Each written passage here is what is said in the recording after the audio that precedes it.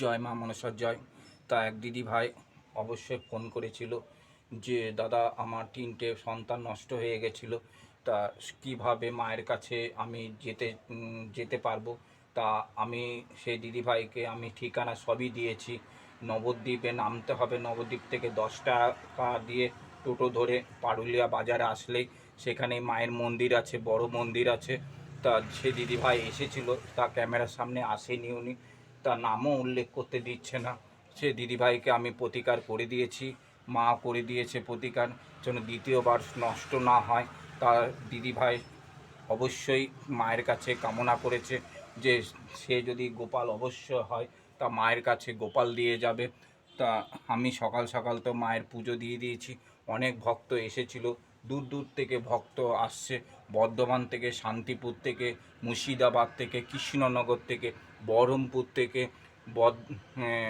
বীরভূম থেকে এই ভক্তগুলো আসছে মায়ের কাছে ফটো দেখে কামনা করে, মায়ের কাছে স্বপ্নে মা যাচ্ছে তাদের কাছে, তাদেরকে ডেকে আনছে।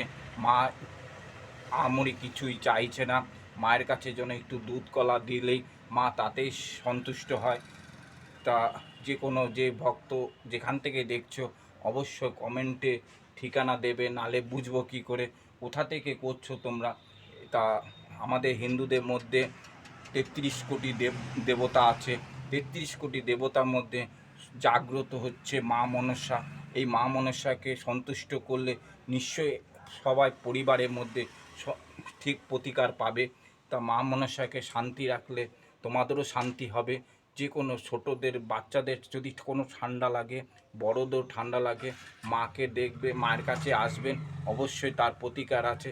শ্বাসকষ্টর থেকেও যে কোনো সমস্যা, সন্তান হচ্ছে না, অবশ্যই মায়ের কাছে এসে প্রতিকার অবশ্যই করবে।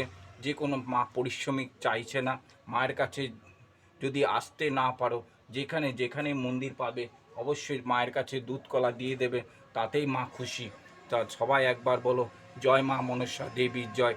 এই যে ভিডিওটা যেখান থেকে দেখছো, যদি আসতে ইচ্ছা করে নবদ্বীপ আসবে, নবদ্বীপ থেকে 10 টাকা ভাড়া, পারুলিয়া বাজারে আসলেই মন্দির, মায়ের মন্দির দেখবেন। অবশ্যই যে কোনো সমস্যা থেকে তোমরা রক্ষা পাবে। জয় মা মনসা দেবীর জয়। জয় মা মনসা দেবীর জয় বলে সবাই কমেন্ট করবে অবশ্যই। জয় মা, জয় মা, জয় মা।